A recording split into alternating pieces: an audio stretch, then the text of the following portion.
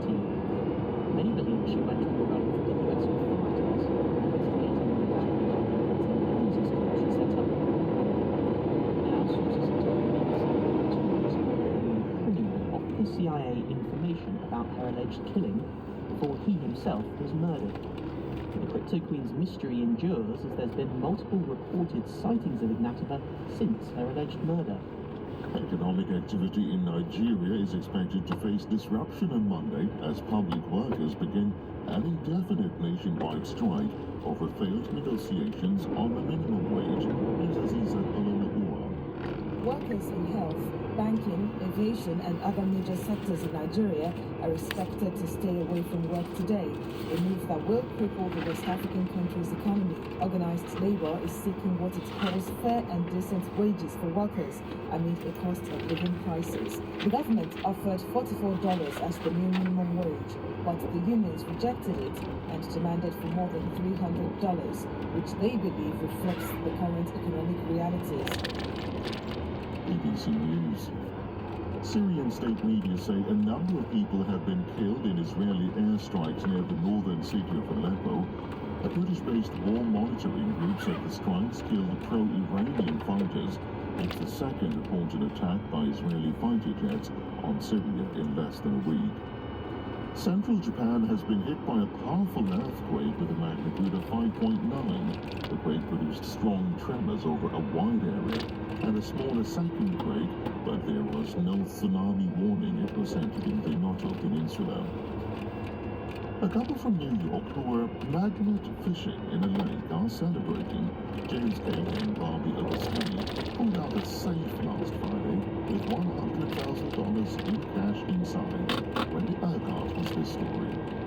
James Kane and Barbie Agostini spend their days throwing a giant magnet on a rope into ponds, rivers and canals in New York City. They hit the jackpot on Friday when they cast their magnet into a lake in the borough of Queens in New York. When the line came back up, there was a safe attached to it. When they managed to open it, they couldn't believe their eyes. It was stuffed with bundles of $100 bills that amounted to around $100,000. Police say that because it's not attached to a crime and no one knows who it belonged to, the couple can keep it.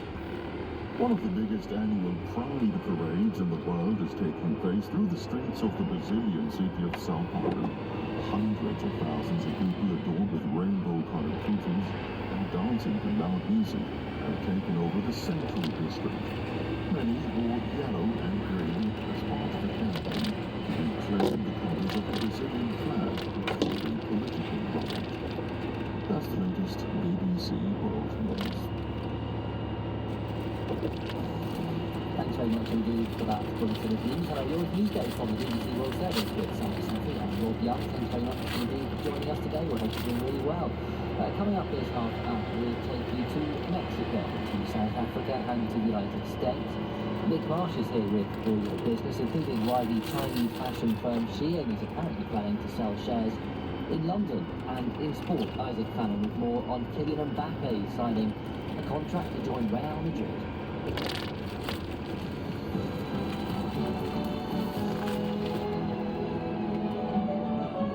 And this is the sound of celebrations on the streets of Mexico City as results emerging from the election there suggest that the country is to get its first female president. There are many thousands of people waving the country's flag. Also, it seems to be the flag of the party Marino, which is already governing, and of which Claudia Sheinbaum is the candidate. And on a separate video feed, we can see a stage that looks as if people are waiting for Ms. Sheinbaum to address them. Yes, Claudia Sheinbaum, the former mayor of Mexico City, is backed by the outgoing president Andres Manuel López Obrador. Her main rival, the conservative businesswoman Xochitl Gálvez, told her supporters to be patient and wait for the official results. Just before coming on air, I asked the former ambassador of Mexico to the US, Arturo Sorocan, what does he make of the country's likely first female president? Mexico will be breaking the glass ceiling before the United States, and that in itself I think is a very good story. A country that has had had issues with gender parity, with the empowerment of women, and tragically, so many femicides, particularly these past 5-6 years. This election in particular has been very violent, hasn't it? It has. We have a record 34 candidates for elected office, different levels, mainly municipal and state levels, during this general electoral cycle alone.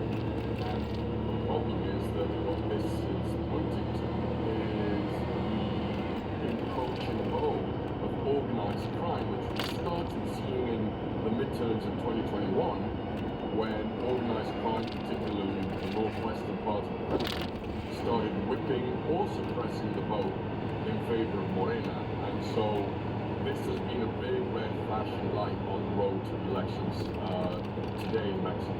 Ms. Sheinbaum, a former mayor of Mexico City, has the backing of the outgoing president, Andres Manuel Lopez Obrador. What type of a person do you think she is? That is the big question mark hovering over this electoral cycle, because many people don't know. Many people don't know who she really is. In terms of what her agenda and public policies would look like, whether public will support her, is whether she will be able to wean herself from the shadow of Obrador, who is her mentor, who, despite the fact that we'll be going back to his ranch in southern Mexico, promises to loom large over Mexican politics in the coming years. And so there's a lot of questions as to what exactly will Sheinbaum, if she does win, what will she do in terms of public policy? She has promised to double down on most of the policies implemented by President Bolsonaro, but she has also hinted that she would tweak some of those policies, particularly renewable sources of energy, which is a big issue in Mexico right now, not only in terms of Mexico's ability to tap into the nearshoring phenomenon that is happening as a result of Washington's policies vis-a-vis China, but also in terms of a very complex combination of severe drought that has hit Mexico in these past months, lack of water, and a very big strain on the state-run utility company, which has triggered blackouts across Mexico for the past month and a half. How do you assess her so far? Do you think she would be able to enact all of those policies that the country is in need of? Well, I don't know, to be very frank. She will be facing a challenging fiscal context in the coming years, and if Trump were to be elected in the United States, that will put a lot of strain on two very important issues that have an impact on the U.S.-Mexico bilateral relationship, which are immigration and organized crime. She's promised to sort of revamp Mexico's immigration agency.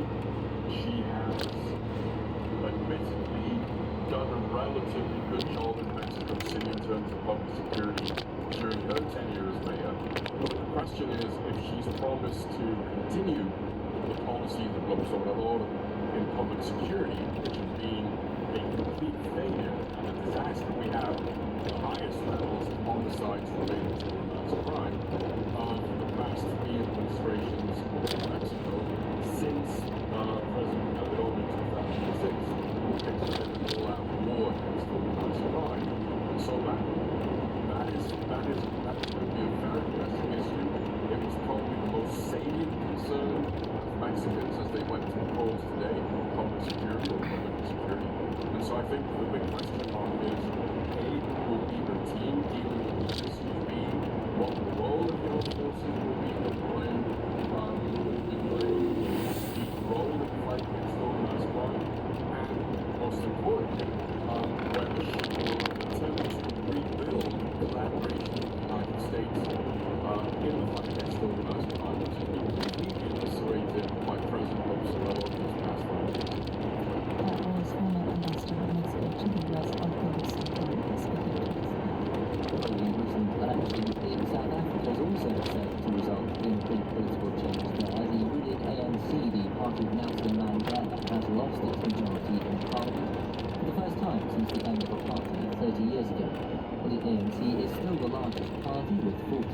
of the vote.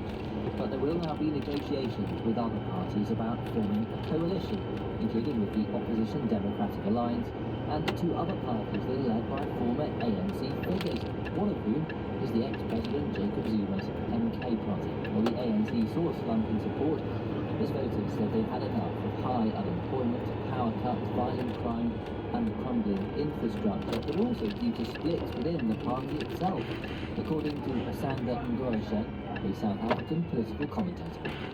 The result that we have is in some ways a rejection of the ANC, but in some ways an affirmation of the ANC, because both of the political parties shown up to be some of the biggest winners are actually effectively ANC based. They come from the ANC, like breakaway parties of the Youth League and the breakaway party of the Veterans Association.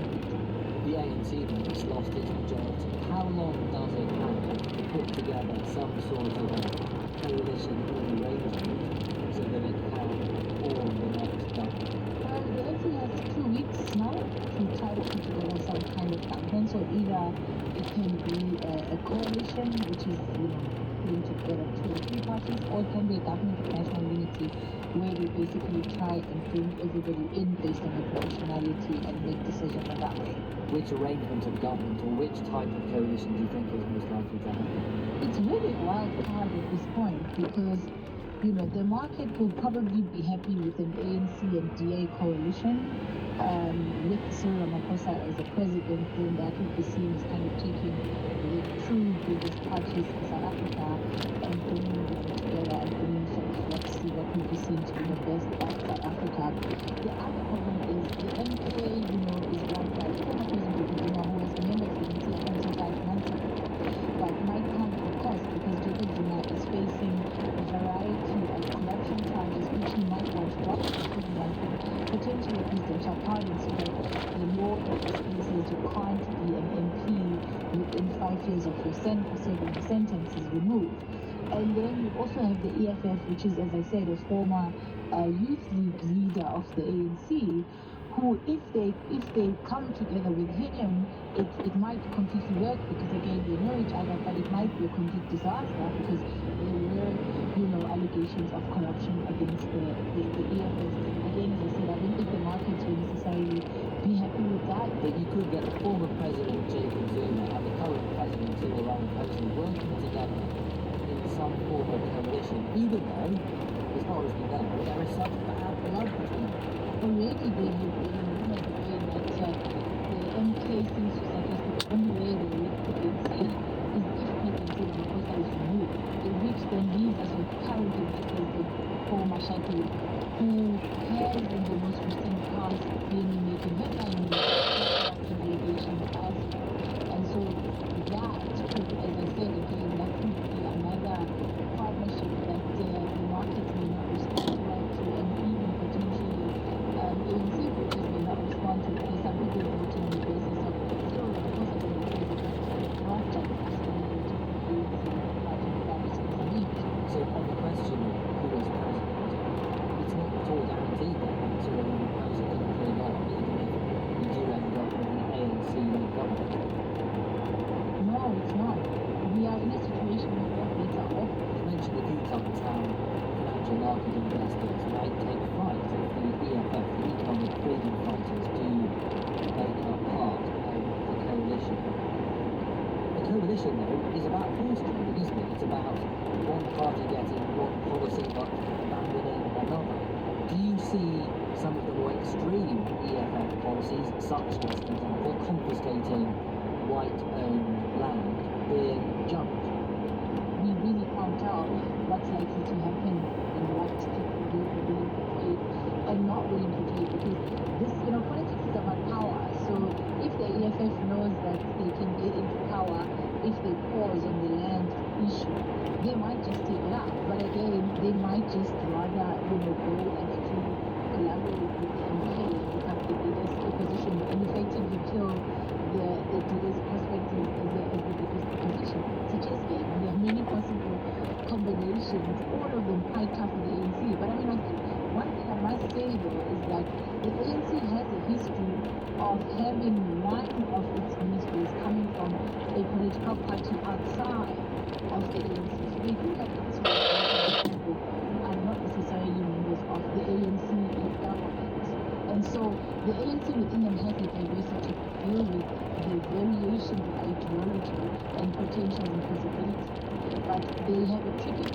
do you prioritize the market and what the market will like, or do you prioritize the voters, or do you, as the National Party did, realize that this is your last term and you just basically loot and take any and everything that you can from money to that? And unfortunately, if they do that in the Department of MK and the EFF, they're not going to stop them, because we saw the widest spread looting and corruption when former President Jacob Zuma was now, who's now leading up the MK, and we saw corruption with the EFF when they did but still in the ANC side. So this is a potentially crucial moment for South Africa. This could help determine the country's future for the next several years, perhaps longer. Yeah, I think one of the potentials that we sit with is that the thing that needs to make South Africa in 1994 potentially be scrapped, and the ANC or the EFF or the UK or whatever variation could demand that the ANC push for more than they have been pushing for. Because although we have all of these policies that fought to do inequality with racism and all the institutional things that make it impossible for black people, but the institutions have been resistant and resistant in that they've continued. And so they might be going for radical changes in order to make sure that they deliver completely in South Africa to solidify the leadership of one of the bank.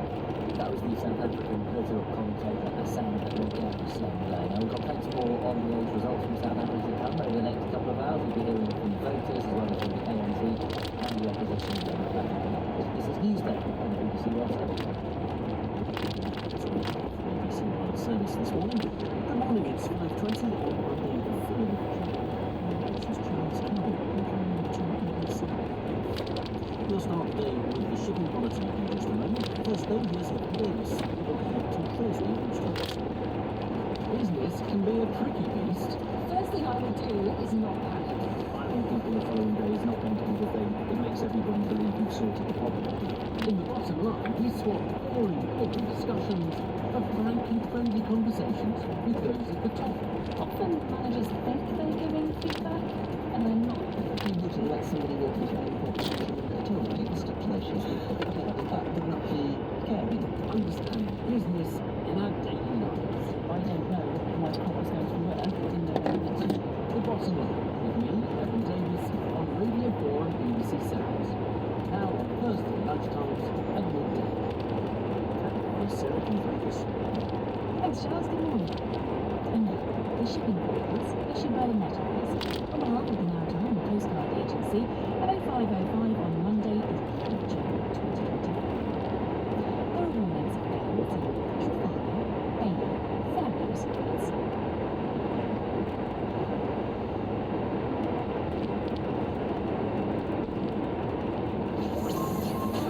Thinking about your event, will you be performing or just looking for local acts to support you? You can keep it simple with a Saturday busking session. Or if you're thinking bigger, start to look at venues or start being extra nice to friends with big gardens. You know? Let's go to Maria in Elephant Castle. What can you tell us? Good morning. Good morning, Ian. Yeah, my son's a professional singer, What sort of singing does he do? Well, his eyebrows are just raised. yeah, but he also do karaoke and stuff to me once a week. And one evening he was provided to be the best and one evening he did a fundraiser today to spread the earth back to the country in memory of his man by mum. Yeah, he that was packets to be passed around and people were giving donations to him to do with that. Yeah, it was really How long was he up there? it was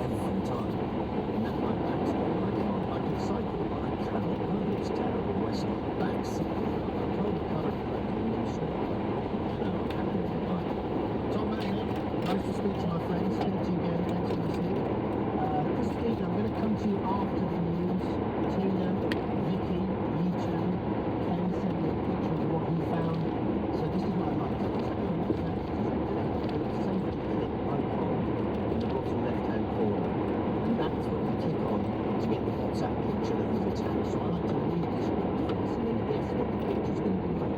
So see if you can guess what's in this picture. This was in my fish cake on Saturday. It's funny that you're covering this.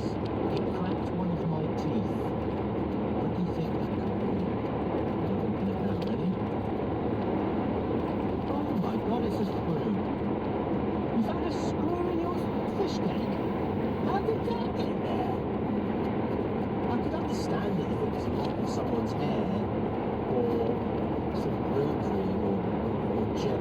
If you some fish cakes. I don't know how a fish cake's made. You get that from the fish and chip shop. Fish cakes made. May contain traces of nuts and bolts.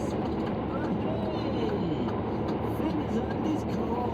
May contain traces of nuts and bolts. Love it. You can stay. Sorry, I know this might slightly undermines the seriousness of the Rob Burrow story, but come on. It's the beginning of the week, it's Monday, and the weather's not going to be as good as it was yesterday, maybe all summer. God, it's absolutely gorgeous. 23 degrees it was there. Hope it's the same with you, unless you're a farmer and you want some rain. The LBC News website, lbc.co.uk. So the Tories have done it again. They always come up with in-your-face things they're going to be talking about today. We've avoided it, and I know that we'll be talking about this later. So this is the whole trans thing. Yep, the Tories back to common sense. Sex means biological sex. Sunak to change law to enshrine single-sex spaces if Tories win the election. I wonder if J.K. Rowling will win. The front pages of the Sun, the special mum. So this is a picture of Jude Bellingham after winning the Champions League with his mum, and then there's a picture of his mum with her hero, Jose Mourinho. Get it? The special mum. And Jose Mourinho has now been just announced as the new manager in Turkey of Fenerbahce. Do you remember when Sinas was the manager of Galatasaray, Fenerbahce, with a real rival? They're in the stadium like 8 hours early or something. And he was so pleased with the win, and he was so wound up by all the stuff that the rivals have been saying in the build-up to the Istanbul derby. He picked a huge Galatasaray flag and put it in the centre circle in front of all the Fenerbahce fans. Brave man, brave man. The Guardian's front page, British social care agencies have been accused of exploiting foreign workers. The Mirror, they've got an exclusive with Stormy Daniels. She wants him to go to prison. I stood up to Trump and his bullies so the world could hear the truth. Actually, I finished reading her book. I know, I'm sad. But it's actually quite revealing. There's one bit where she has just done an interview about Trump. The first one she's done. And she says this guy walked up to her. She remembers it because apparently he was so good looking. He walked up to her and he said, "Oh, nice baby." So her baby was in the car. And she said, "Oh, thanks very much." And he said, "Be a shame if anything happened to its mother," and walked off. I'm not saying it was set up by anyone in particular, I'm just saying that's what happened, or that's her truth. The Mayor also have a tribute to Rob Burrow, True Hearing they call it. Daily Telegraph, Sunak, "I'll change the law to protect women's spaces." They also have a picture of Murdoch. Yes, Murdoch's married again. I didn't see that. Wait, how is that now? 5? He's got his own private side sign. The Eye. Labour plan for softer Brexit deal. 2 outputs. We're going to talk about Labour and their plan for migrants. I know there are a lot. How different is it? That's all I want to know. It's been happening with France here before they start announcing these things. Times picture of Burrow, also Tory use of gender laws like predators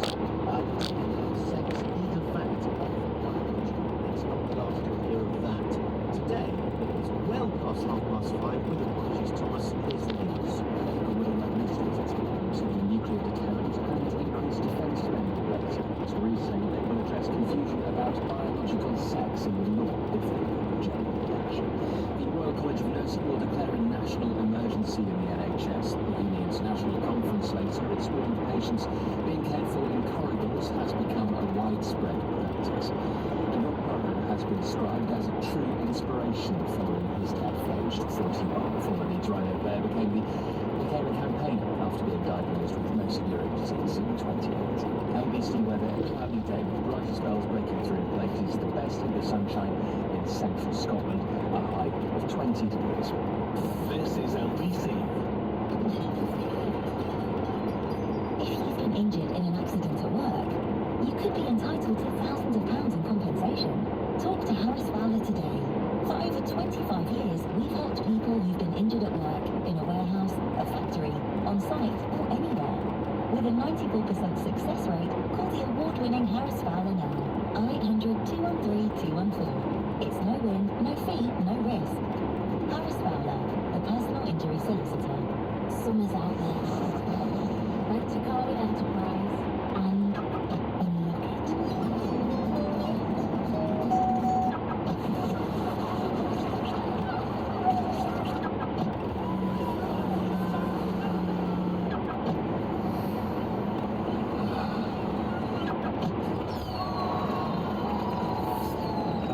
Prepay and save 10% on your Enterprise rental this summer. Terms and conditions apply. The big games deserve the biggest screens. Watch every game in all its glory with a Samsung Neo QLED TV. Enjoy pitch-perfect vision with less glare and more goals. Hear every tackle with immersive sound that follows the on-screen action. Feel like you're there with a bigger screen up to 98 inches. With time, find your perfect match deal on a Samsung TV. The Neo QLED TV. Dream it home. Discover more at Samsung.com. Features very modern.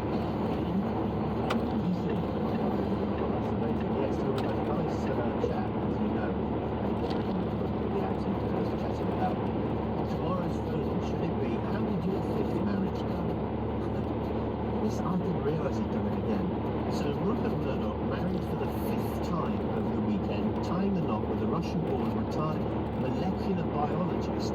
He's 93 and Elena Zukova is 67. They exchanged vows in a ceremony at his own vineyard estate in Bel Air, California on Saturday, less than 3 months after the couple announced they were engaged. You can see the children looking at him, seeing their ever-dwindling inheritance, as well as ex-wives claim their share of the Murdoch fortune. You can just see it, can't you? Even though, mind you, I don't know what his fortune is, but if it is Bezos-like, and I don't think it quite is, do you know how much Jeff Bezos gave to his wife after their divorce, whenever it was? 50 billion. 50 billion in a divorce settlement. I'd dress up for that. I would, honestly. It's 4 minutes. We're talking about two things. We're talking about charity. We're talking about the wonderful Rob at the age of 41 after several years suffering, of course, from motor neurone disease. I don't necessarily want to talk about MND, but if you want to and your experience of it with family members, etc., fine. I want to just slightly more positive spin by talking about the marvellous fundraising done by Kevin Sinfield and others, the marathon. They've raised nearly £6 million for this new motor neurone centre that they're going to have in Leeds. It's an incredible amount of money. And I just want to, we are famous for our charity, Captain Tom, downwards. We're famous for him, aren't we? I think very, very generous. We're always doing mad stunts. People who've got, too much time on their hands and a lot of inherited wealth tend to go on crazy. I'm going to take a canoe and paddle across the Pacific. That kind of, we're mad. The Clark Geezer or whatever his name is, running up and down the whole of Africa. I mean, what? And he didn't even really think he didn't have any kind of major sponsorship or backing. He just sort of thought one night in the pub, I'm going to run up and down Africa. All right, see you there. Okay, we'll see you in Casablanca. Yeah, whatever. I want to know from you about fundraising, your tips. How much did you raise? Was it easy? What time did you do in the marathon? And what were the blisters like? Christine, thank you for Norfolk in the morning. How's it today? The sun might shine. Beautiful. What do you want to tell us? I done it twice now. One for a second for the thing when my husband was 2 years old. I sent a note to my friends from the station with a rather big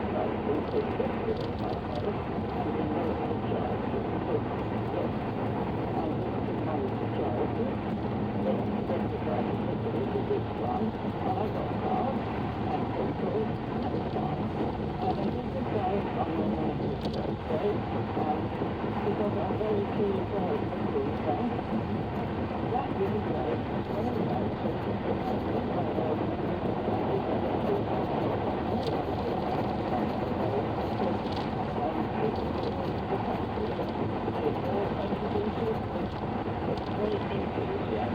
And we can do things in a different way. Absolutely. So tell us about your local food banks. Are they popular? Are they necessary? I like to do food in the nation every month to them. And they charge us with some special stuff. And I use them all from time to time. And they work wonderfully well. And they do it for people like me on a regular donation. And also pretty good. Trust in the supermarket. But I live in Norwich, and we have a big box. And people do stuff there. So everyone is Wonderful. Well done, Christine. I'm sorry that we beat you in the playoffs. and that's all we do. And I just think people can do it, but they haven't got marketing money. They're providing just that. But not partly because of the COVID and the situation. And we can help that. Wonderful, Christine. Wonderful. Keep it up. Well, I think that's fantastic. There's Christine in Norwich, one of our regulars. Vicky's in Tooting, wants to talk about raising money. Good morning. Hello, Vicky. Let's read some of these. So, other things that you found. So, the screw in the fish cake has got to be up there. You know, it's got to be up there. Things you found in your food. I don't know how we got here. It was something with snail, wasn't it? And the whole idea of, what was it? The foundation of legislation for, what was it? Negligence, yes. So you make sure, so basically an uncle, this woman had found a decaying snail in her ginger beer, or ginger ale, in 1932 in the House of Lords of Norfolk. Providing the food did have a duty of care to the consumer. That's when it all started. It all started with, well, it starts off as waters, very rainy, there's loads of slugs around, what are you going to do with them? Build a pond, put frogs and toads in there, eat them. And that's morphed into your idea of legislation of negligence. So have you ever opened something to eat or drink and found something alive or dead that shouldn't be there in it, do you think? Ken has sent me a picture of two cartridges of fish cakes with something. Why have you sent me that? Just because it's a fish cake? Don't understand. Oh, those were the ones with the screw in them, weren't they? Says Ken. Oh, right, you sent me the packet of the actual fish cake. That was in, I think it's a bit weird if you say where they're from, but we definitely might want to mention them. Do not mention the name of the supplier. I didn't see it. It says Alan in Poplar. Ian, I've done a couple of charity challenges. In 2014, I walked from the East End of London carrying my golf bag to Stapleford Abbots Golf Club. That is a definitely mad charity thing to do. Carrying my golf club. And then I've made 18 holes approximately. Approximately 15 miles, I raised 18k for 2 centres for adults with learning disabilities. This is the thing about charity, they don't have to be the most mind-blowingly painful things you ever do. But it might be a pleasure. It might be just playing golf, or playing a lot of golf. Others played 100 goals of golf with 2 mates from Great Ormond Street, raised 30k, couldn't play golf for 3 months after that one, said Alan. I'm not surprised, I don't feel like I'll ever cycle. I did 2 hours 40, but my thighs feel like they're falling off me this morning. Speaking of, sorry, I thought another thing at the weekend, which I thought was worth mentioning. This is a place in Queensland, I've never heard of it before. It's called Surftopia. Have you heard of it? Surftopia. What a brilliant thing. So this is a man-made sort of giant lake with this big sort of automatic plunger. I can only call it a plunger in the middle of the lake, which goes up and down. By doing so, provides really, really brilliant snorkels. Fantastic idea that is. You don't have to go near the sharks. Hi, Vicky. There she is. What happened to you, and how did you raise money? Hi.